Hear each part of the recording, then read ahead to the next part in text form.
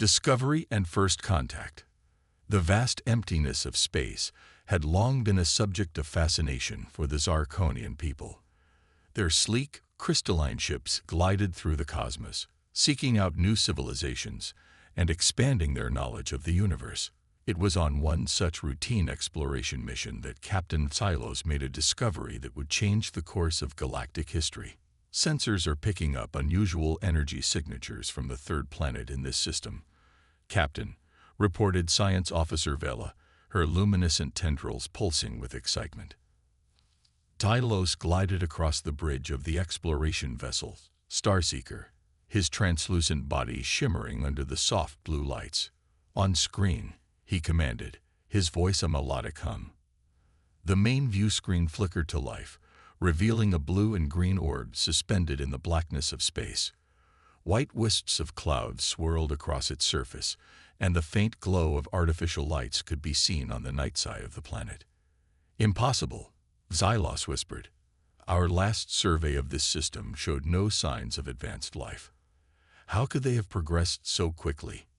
Vela's tendrils danced as she analyzed the incoming data. "The civilization appears to be in its early stages of space exploration, Captain. However, the rate of technological advancement is unprecedented. They've achieved in centuries what took most species millennia." As the Starseeker moved closer to the planet, the true extent of human progress became apparent. Satellites orbited the world, a primitive space station circled in low orbit, and the remnants of numerous missions to their neighboring planets littered the system.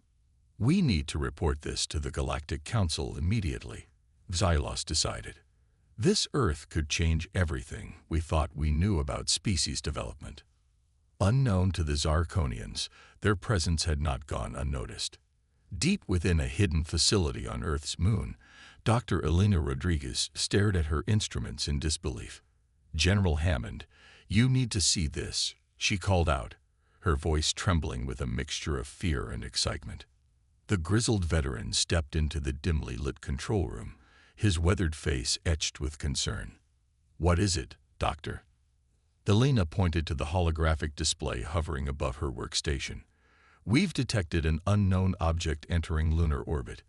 Its energy signature doesn't match anything in our database, and its movements defy our understanding of physics." General Hammond's eyes widened as he processed the implications. "Are you saying what I think you're saying, Doctor?" She nodded, a grim smile playing across her lips. "We're not alone, General. And they're here." As news of the alien presence spread through the highest echelons of Earth's governments, the planet held its collective breath. Decades of speculation, conspiracy theories, and science fiction had not prepared humanity for the reality of first contact. In the following days, Earth's leaders debated furiously on how to proceed. Some advocated for immediate military action, fearing an invasion. Others pushed for peaceful communication, seeing an opportunity for unprecedented advancement. Meanwhile, aboard the Starseeker, Captain Xylos faced a dilemma of his own. The Galactic Council had strict protocols for dealing with emerging civilizations, typically involving centuries of covert observation before any contact was made. But humanity's rapid progress had thrown those protocols into disarray. "We can't simply ignore them," argued Vela, her normally calm demeanor replaced by passionate intensity. "They've already detected our presence. If we don't engage, we risk causing panic or aggression." Tylos considered her words carefully. "The Council will not be pleased if we break protocol. But you're right, this situation is unprecedented." As the Zarkonians debated, Earth made its decision. A message, broadcast on all frequencies and in every known human language, echoed across the solar system. "To the unknown visitors observing our world, we, the people of Earth, extend our greetings. We come in peace and with open minds, eager to learn and share knowledge. If you can understand this message, we invite you to respond and begin a dialogue that could reshape the destiny of both our peoples." The message caught the Zarkonians off guard. Never before had they encountered a species so bold as to initiate first contact themselves. "It appears the decision has been made for us," Xylos Muse, a hint of admiration in his voice. Prepare a response. It's time we introduced ourselves to the galaxy's newest players. As the Starseeker descended through Earth's atmosphere, escorted by a formation of human fighter jets, both species knew that nothing would ever be the same. The age of Earth's isolation was over, and humanity was about to step onto the galactic stage. But not everyone in the cosmos welcomed this new player.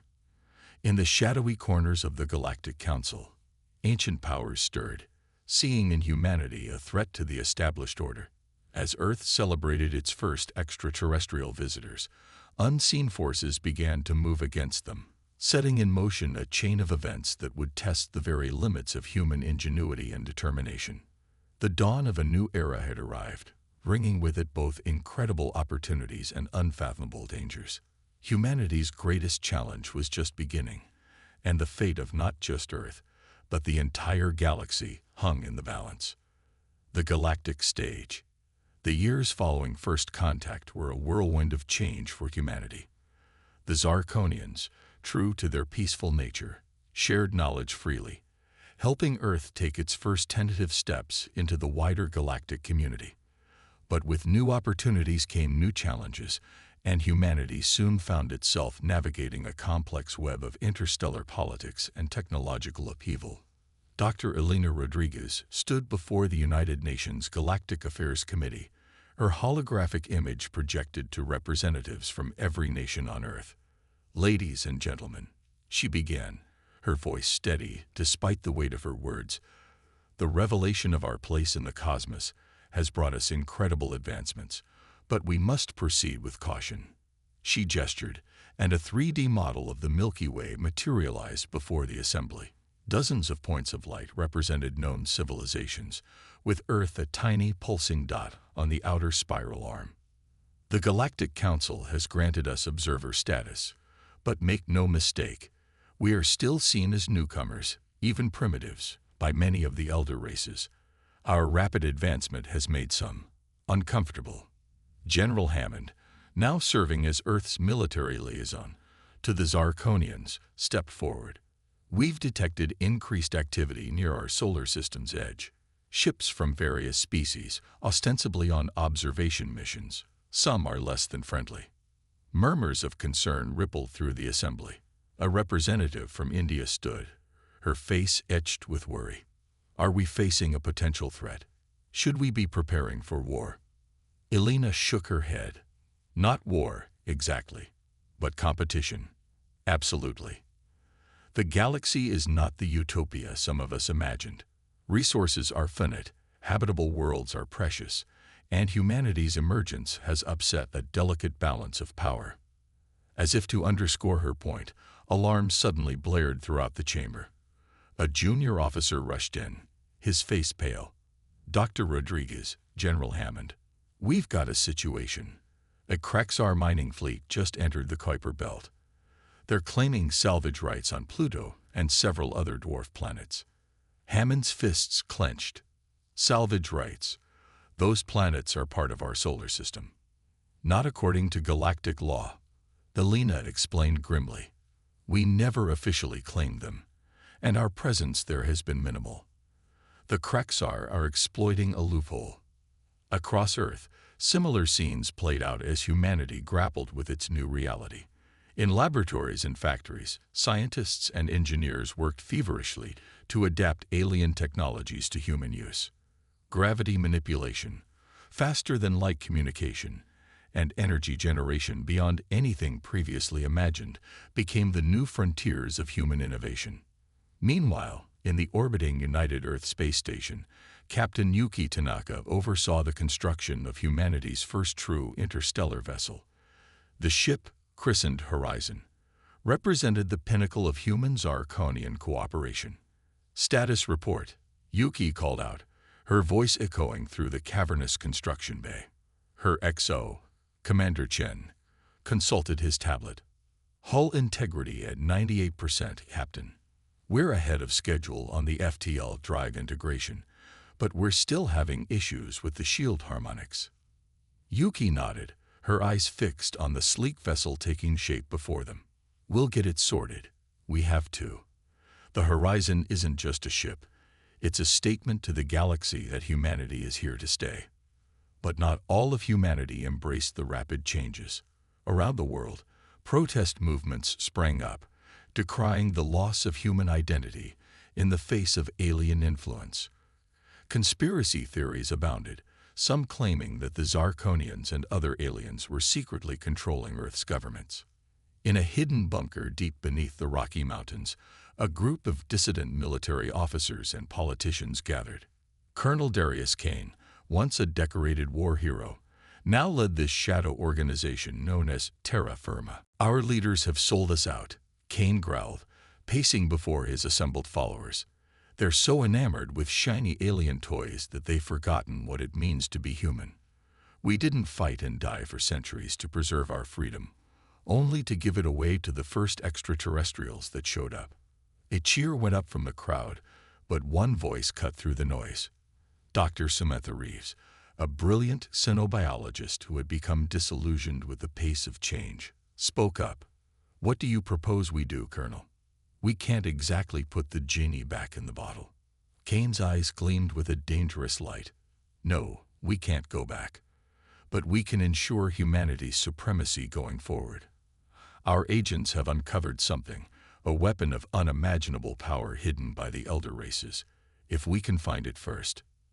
As Terra Firma plotted in secret, unaware that their actions were being closely monitored by both human and alien intelligence agencies, a new threat was emerging from the depths of space.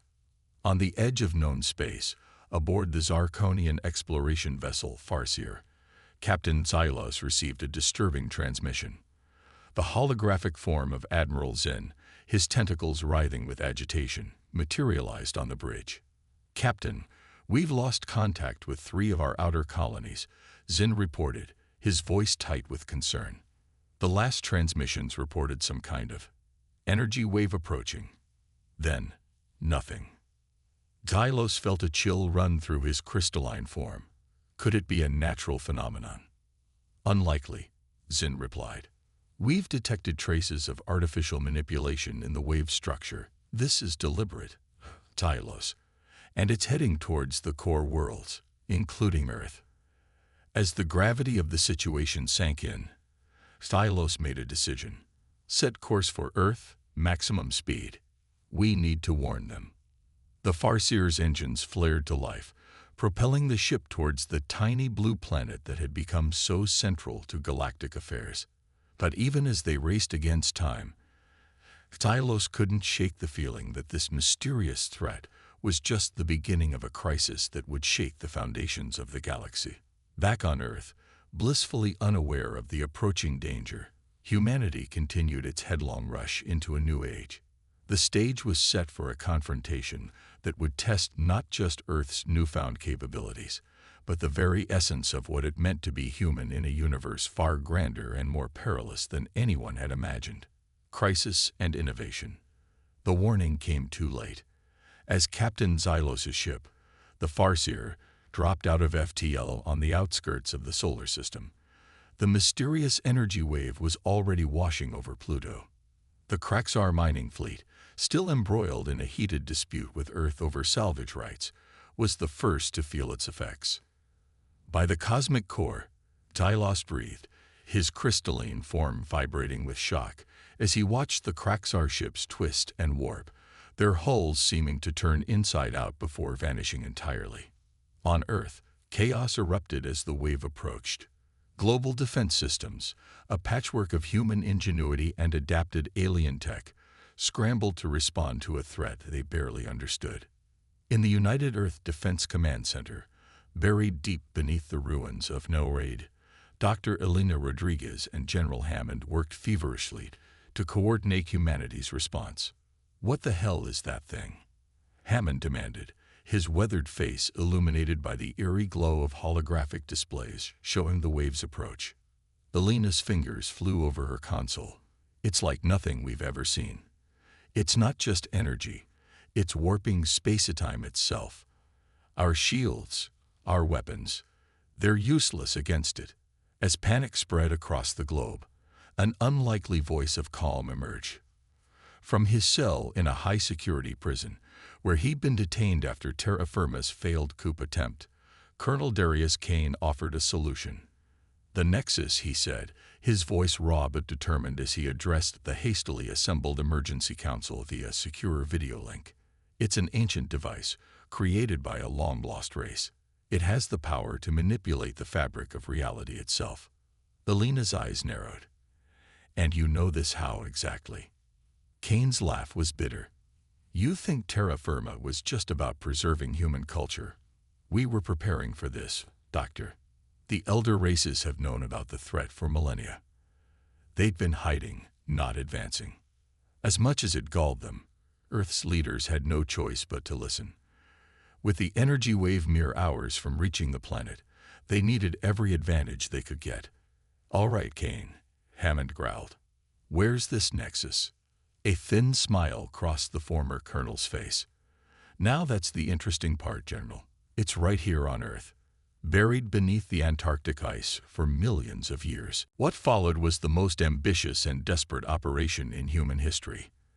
As the mysterious wave drew ever closer, scouring planets and moons in its path, a coalition of Earth's finest minds and bravest souls raced against time.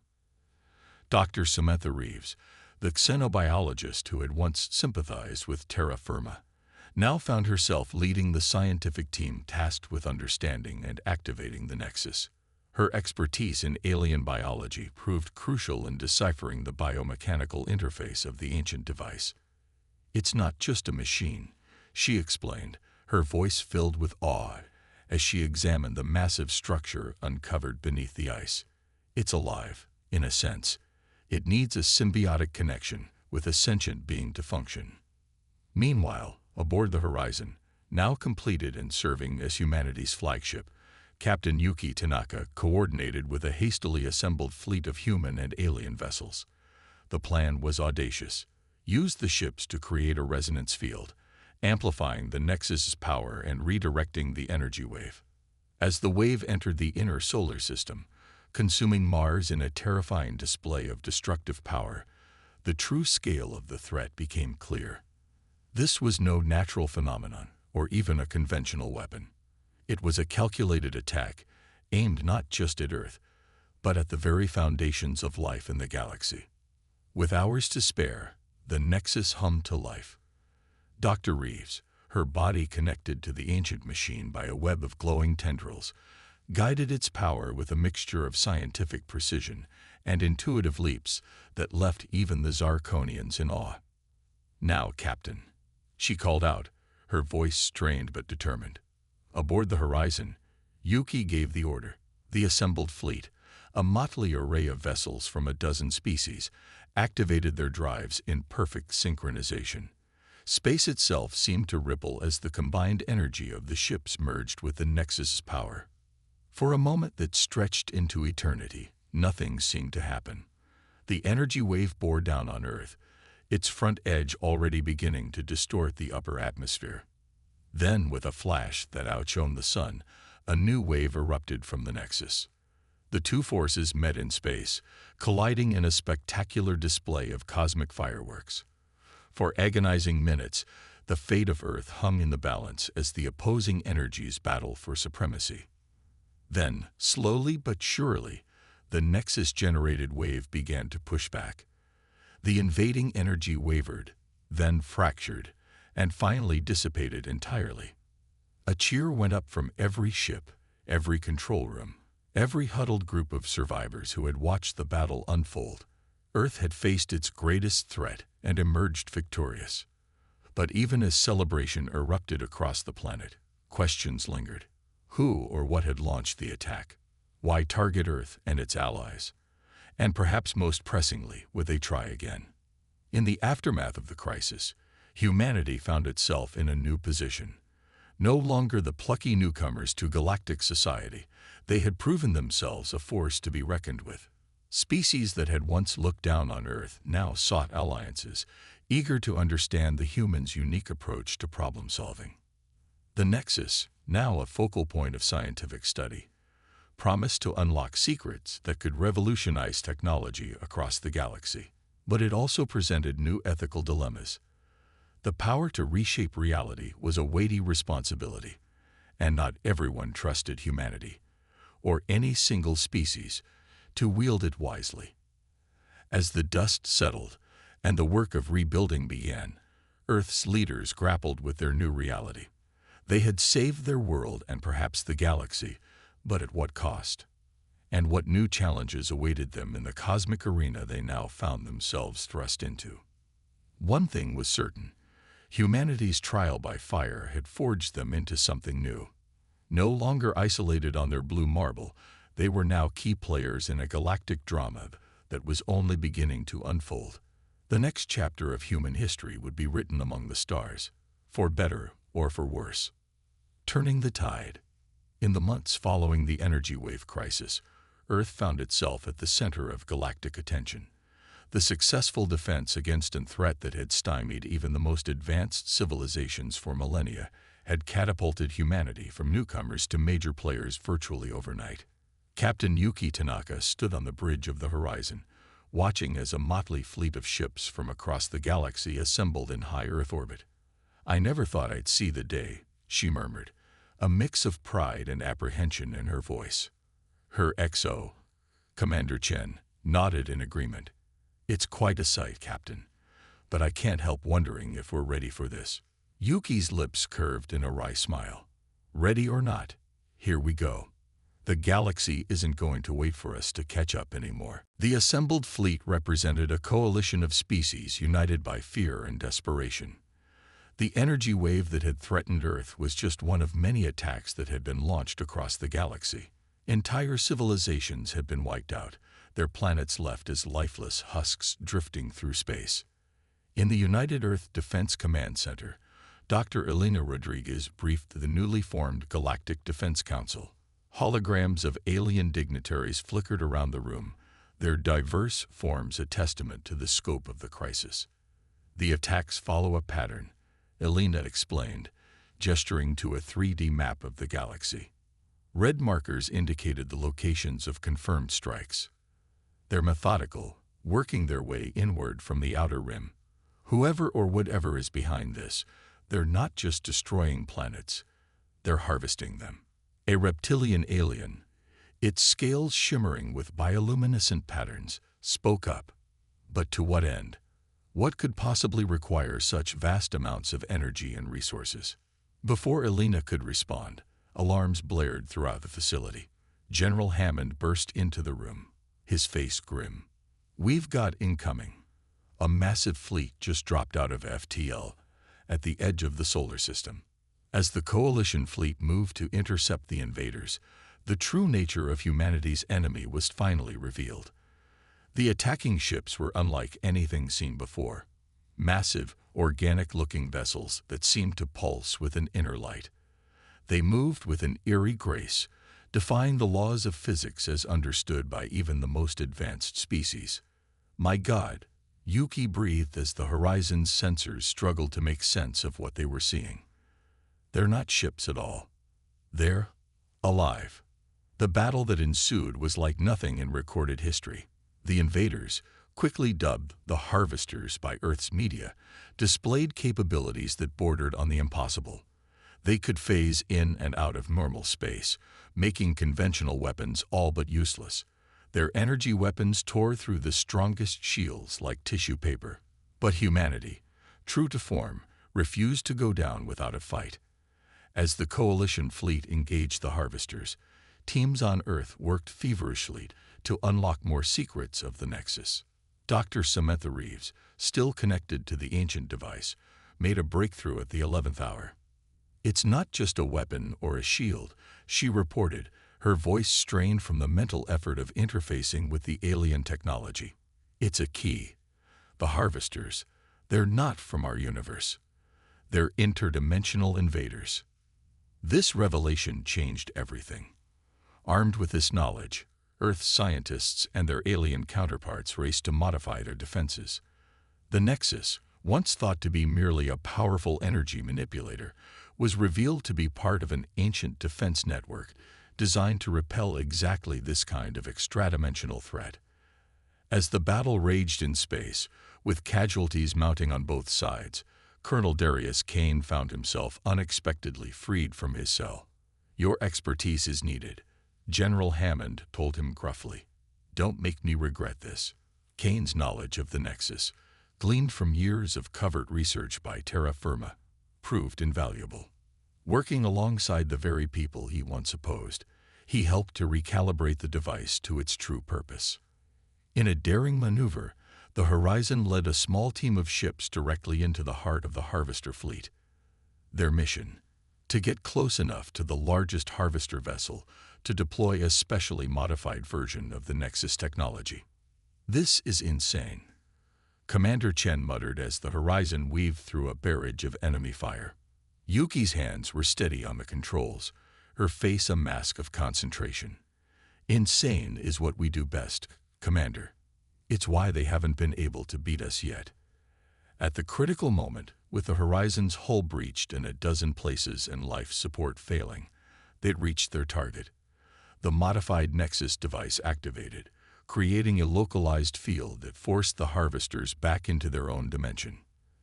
The effect was immediate and spectacular. Harvester ships began to vanish, some seeming to implode as they were torn between realities. Those that remained found themselves suddenly vulnerable to conventional weapons, their interdimensional abilities neutralized. In the span of a few chaotic hours, the tide of the battle and the war turned. The Coalition fleet, bolstered by the sudden vulnerability of their enemies, pressed their advantage. One by one, the Harvester ships were destroyed or forced to retreat. As the last of the invaders vanished from sensors, a cheer went up across the Coalition fleet. Earth had not only survived but had played a pivotal role in driving back a threat that had plagued the galaxy for eons. In the aftermath of the battle, as rescue ships picked up survivors and damage reports flooded in, the full scale of what had been accomplished began to sink in.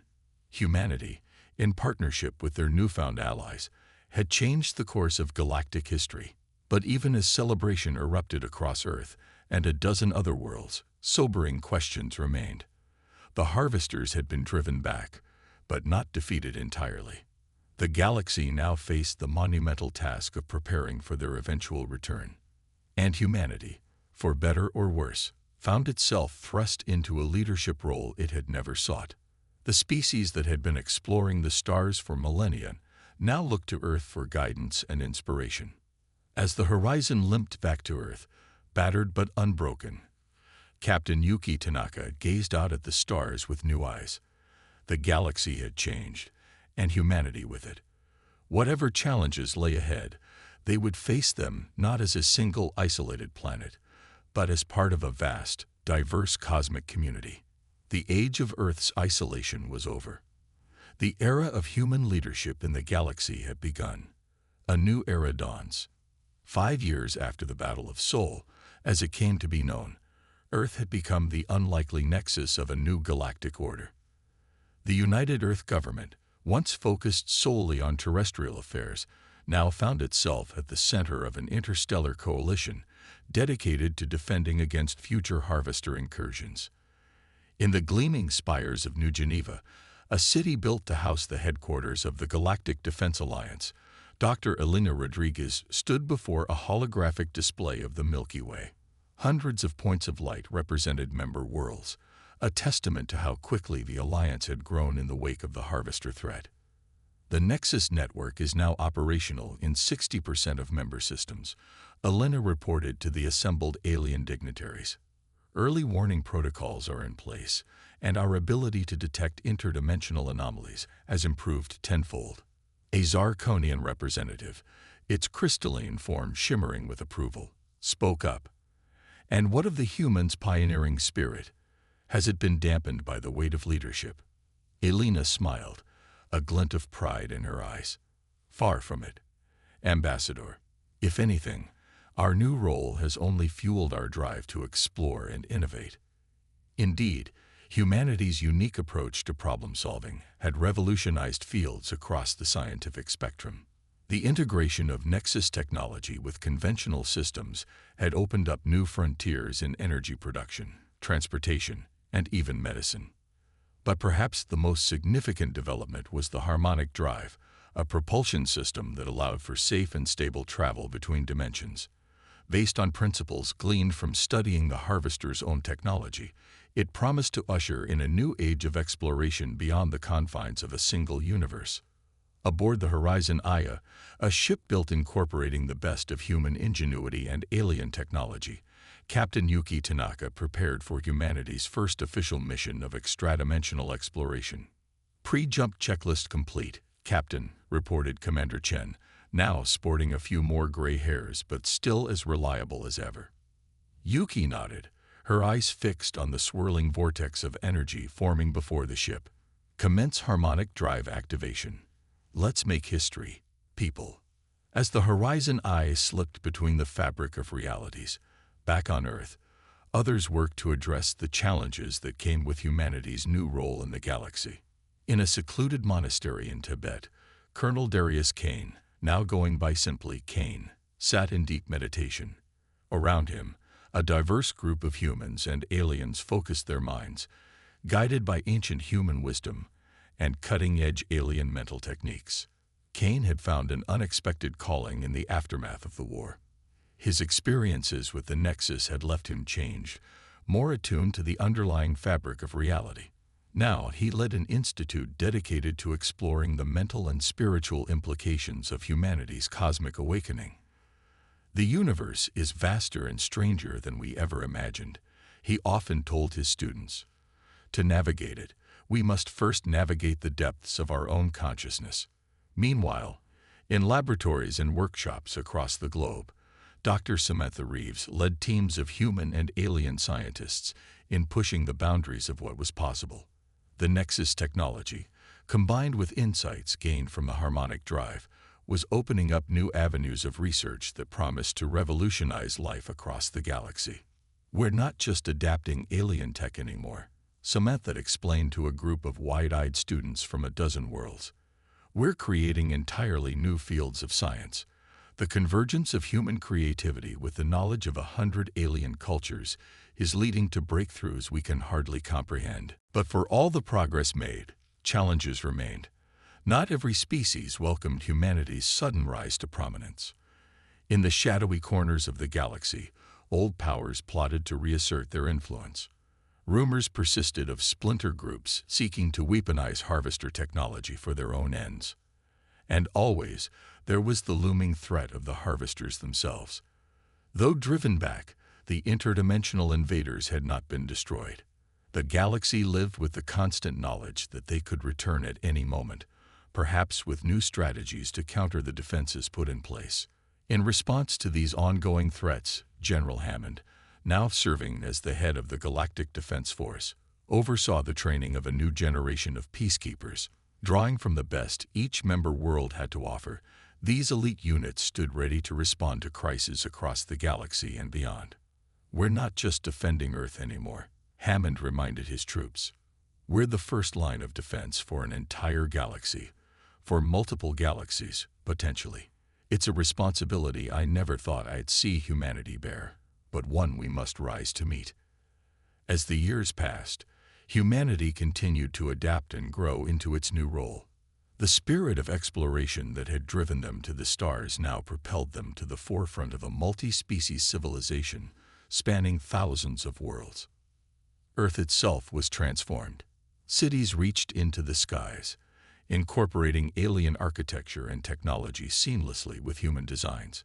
The scars left by the Battle of Sol were slowly healing, replaced by monuments that served as reminders of the cost of victory and the importance of vigilance.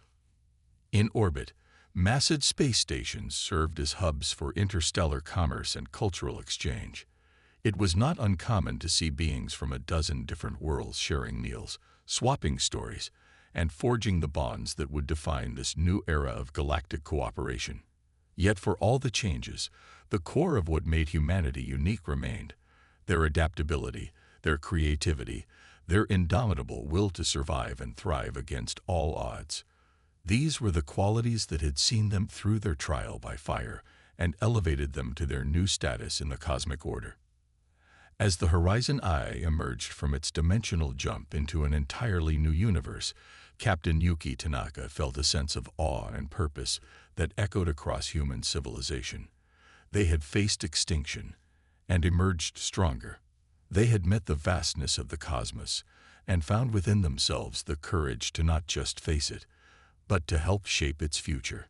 The journey that had begun with humanity's first tentative steps into space had led them to become guardians of multiple realities. It was a responsibility they had never sought, but one they embraced with characteristic determination and hope. For in the end, that was the true legacy of humanity's cosmic awakening. Not the technology they had mastered or the allies they had made, but the spirit with which they faced each new challenge. It was a spirit that would carry them forward into a future as vast and full of potential as the universe itself. As Earth turned beneath the starry sky, its people looked up not with fear of the unknown, but with excitement for the adventures yet to come. The next chapter in the human story was just beginning, and it promised to be the most extraordinary yet.